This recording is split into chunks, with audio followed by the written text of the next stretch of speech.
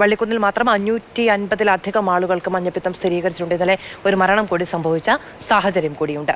ഇടുക്കി മറയൂർ കാന്തല്ലൂരിൽ വീണ്ടും കാട്ടാനയിറങ്ങി. ജനവാസ മേഖലയിൽ ഇറങ്ങിയ കാട്ടാനകൾ വിനോദസഞ്ചാരികൾക്ക് നേരെ പാഞ്ഞെടുക്കുകയായിരുന്നു. തലനാരിഴയ്ക്കാണ് സഞ്ചാരികൾ രക്ഷപ്പെട്ടത്. ആനകൾ പ്രദേശത്ത് വ്യാപക കൃഷിനാശവും ഉണ്ടാക്കി.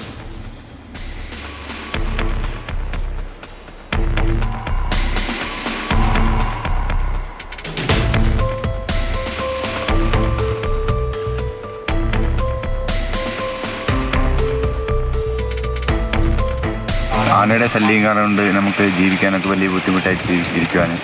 നമ്മളിപ്പോൾ ഒരു ചബരിജലിൻ്റെ വച്ച് പിടിപ്പിക്കാൻ തന്നെ 10 വർഷം കായ്ക്കാൻ സമയം പിടിക്കും. അത് ഈ തൈകൾ ഇങ്ങനെ ഓടിച്ച് നശിച്ചേക്കുക. അതേപോലെ ആപ്പിളിൻ്റെ കുറേ നശിപ്പിച്ചേക്കുക. ഞങ്ങൾ സോളാറിൻ്റെ മതിലിട്ടിട്ടും സോളാർ ഫെൻസിങ്ങൊക്കെ തകർത്തിട്ടാണ് ഇത് വരുന്നത്. ഇതിന് ഫോറസ്റ്റുകാരെ ഇതിന് ഒരു നോക്കാനൊന്നുമില്ല, അതൊന്നും നോക്കുന്നില്ല, ഒന്നുമില്ല.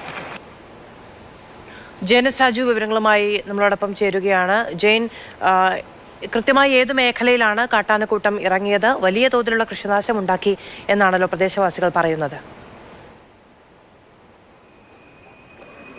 മാധു, കഴിഞ്ഞ കുറേ നാളുകളായി മറയൂർ കാന്തല്ലൂർ മേഖലയിൽ കാട്ടാനശല്യമുണ്ട്.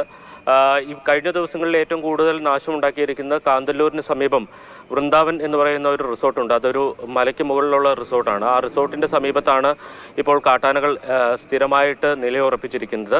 ഒന്നിലധികം 2 കൊമ്പന്മാർ ആ ദൃശ്യങ്ങളിൽ തന്നെ കാണാം. ജനവാസ മേഖലയിലൂടെയാണ് ഈ ആനകൾ വരുന്നത്. സമീപത്തുള്ള കോട്ടേജുകളും മറ്റും കാണാനും കഴിയും. അപ്പോൾ കഴിഞ്ഞ ദിവസം ഇന്നലെ ഈ റിസോർട്ടിൽ താമസിച്ചിരുന്ന ആളുകൾ ചായ കുടിക്കുന്നതിനും മറ്റുമായി ക്യാൻറ്റീനിലേക്ക് പോകുന്ന ഘട്ടത്തിൽ ഈ 2 ആനകൾ ഈ വിനോദസഞ്ചാരികളെ വിരട്ടി ഓടിക്കുകയായിരുന്നു. അതിനുശേഷം റിസോർട്ട് നടത്തിപ്പുകാർ വിരട്ടി ഈ പടക്കം മറ്റും പൊട്ടിച്ച് ആനകളെ വിരട്ടി ഓടിച്ചു.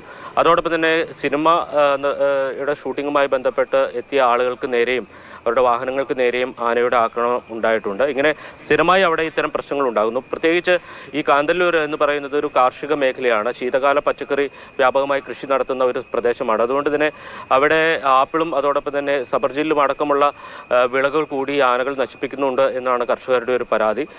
ഈ പ്രശ്നം കുറേ ദിവസങ്ങളായി അവിടെ നിലനിൽക്കുന്നുണ്ട്. ഒരു ഘട്ടത്തിൽ വനം വകുപ്പ് ഉദ്യോഗസ്ഥരെ അവിടെ തടഞ്ഞു വയ്ക്കുകയൊക്കെ ചെയ്തിരുന്നു. ഫെൻസിംഗ് ഒക്കെ സ്ഥാപിച്ച് ആനകൾ ജനവാസ മേഖലയിലേക്ക് കടക്കുന്നത് തടയണം എന്നുള്ളതാണ് ഈ ആളുകളുടെ ആവശ്യം. ഒരു RRT സംവിധാനം അവിടെ വേണമെന്നും ആവശ്യപ്പെടുന്നുണ്ട്. പക്ഷേ ഇക്കാര്യത്തിൽ ഈ വന്യജീവി ശല്യം തടയാൻ, പ്രത്യേകിച്ച് കാട്ടാനകളുടെ ശല്യം തടയാൻ വനം വകുപ്പ് പരാജയപ്പെടുകയാണ് എന്നുള്ളതാണ് നാട്ടുകാരുടെ ഒരു പരാതി.